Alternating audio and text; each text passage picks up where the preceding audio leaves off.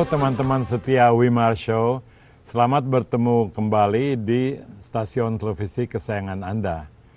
Mungkin selama ini kita pikir peta itu adalah benda yang netral, berguna tetapi tidak membawa suara apa-apa kecuali informasi. Nah, tapi justru informasi itu menjadi penting kalau yang dipetakan itu benda yang punya arti kritis bagi masyarakat, yaitu yang kita akan bicarakan peta hutan. Kita beruntung mendapat sebagai tamu Mas Kasmita atau Kasmito? Kasmita, Pak. Kasmita Widodo, ya campuran antara Sunda dan Jawa namanya. Nah terus beliau adalah aktivis penggerak dari jaringan kerja pemetaan partisipatif. Nah silakan aja ceritakan apa itu. Mengapa pemetaan itu partisipatif, bukannya dibikin oleh pembuat peta atau pemerintah, mengapa ada pemetaan partisipatif? Ya, pemetaan partisipatif intinya itu kan pemetaan yang dibuat oleh masyarakat. Nah, mengapa peta partisipatif ini lahir? Karena di tahun 90-an itu banyak sekali konflik yang berkaitan dengan wilayah-wilayah, terutama wilayah masyarakat adat. Nah, masyarakat tidak punya peta, tapi perusahaan dan pihak-pihak lain yang datang bekerja di wilayah masyarakat adat itu membawa peta.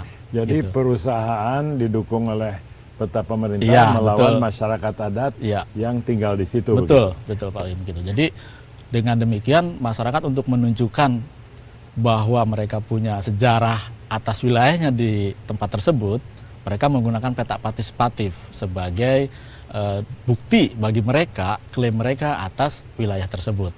Gitu. Cara membuat peta itu apa tidak perlu pendidikan khusus atau teknik khusus? Apa masyarakat adat atau masyarakat siapa saja bisa membuat peta? Dari pengalaman kami selama lebih 16 tahun, peta itu bisa dibuat oleh masyarakat. Artinya masyarakat belajar standar-standar pemetaan itu bisa dilakukan dalam waktu 3 hari. Oh gitu ya? Iya. Itu karena butuh ya. Kalau di kota ini ada orang yang udah S1, udah S2, kerja di kantor, baca peta aja nggak bisa. Betul, gitu ya? Jadi karena kebutuhan mereka belajar dengan kuat dan punya kemauan yang tinggi, sehingga supaya bisa mereka membuat peta sendiri, itu Pak Win. Pakai teknik apa misalnya? Sekarang ya peta modern dari masyarakat adat ya, pakai apa gitu alatnya? Standar pemetaan kita menggunakan GPS, walaupun ini pakai GPS handheld yang biasa dipegang.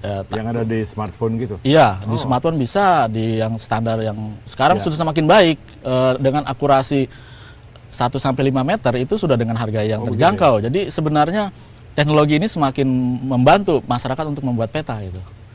Jadi untung ada GPS. Sebelum ada GPS bagaimana tuh?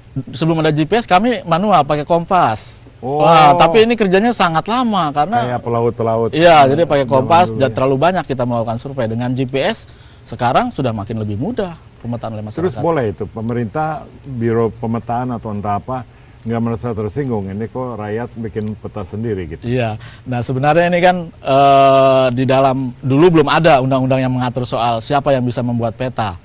Semuanya pemerintah yang punya hak. Sekarang dengan undang-undang geospasial, informasi geospasial itu, Undang-Undang Nomor 4 Tahun 2011, masyarakat boleh membuat ya, peta. 2011 iya, 2011 baru diatur masyarakat boleh membuat ini. Peta itu. Jadi peta tematik itu bisa dibuat oleh masyarakat, tapi kalau peta dasar itu kewenangannya Badan Informasi Geospasial gitu. Jadi masih bisa. Oh, jadi peta tematik menjadi input, jadi masukan. Betul. Diperhatikan nggak selama ini input-input itu?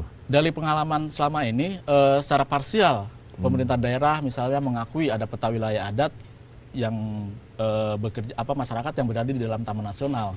Karena peta tersebut masyarakat tidak dikeluarkan dari Taman Nasional karena bisa menunjukkan sejarah tentang wilayahnya.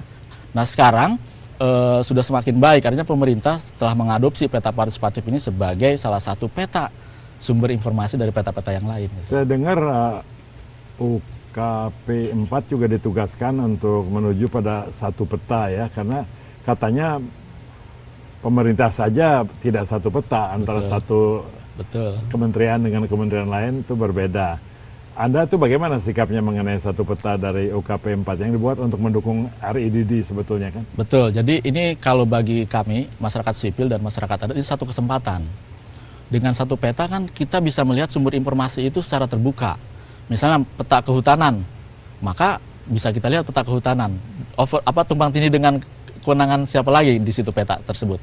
Nah, peta partisipatif ini bisa menjadi salah satu informasi yang penting di dalam kebijakan satu peta itu. Sehingga selain peta kehutanan ada peta wilayah adat. Nah, ini yang kita munculkan di situ.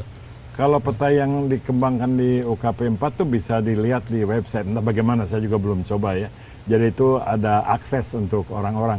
Kalau peta adat yang didukung oleh JKPP itu bisa nggak dilihat oleh saya gitu? Bisa Pak, karena kita sudah digital semua. Jadi peta-peta partisipatif itu sudah didigitasi, digunakan standar pemetaan dengan teknologi pemetaan. Jadi bisa di-overlay, jadi sama-sama bisa dilihat antara peta kehutanan dengan peta wilayah adat. Dan itu bisa di-overlay, jadi kita bisa tahu berapa kawasan hutan yang berada di wilayah masyarakat. Mas Kasmito sendiri punya pendidikan di bidang pemetaan? Saya belajar, jadi saya belajar dari awal berdirinya JKPP tahun 96, kita belajar pemetaan bersama masyarakat, jadi belajar sambil membuat peta. Dan ini Oke, kita akan break dulu sebentar, melanjutkan ini cerita sangat menarik bagi saya ya, mengenai pemetaan partisipatif dengan Kasmito Widodo.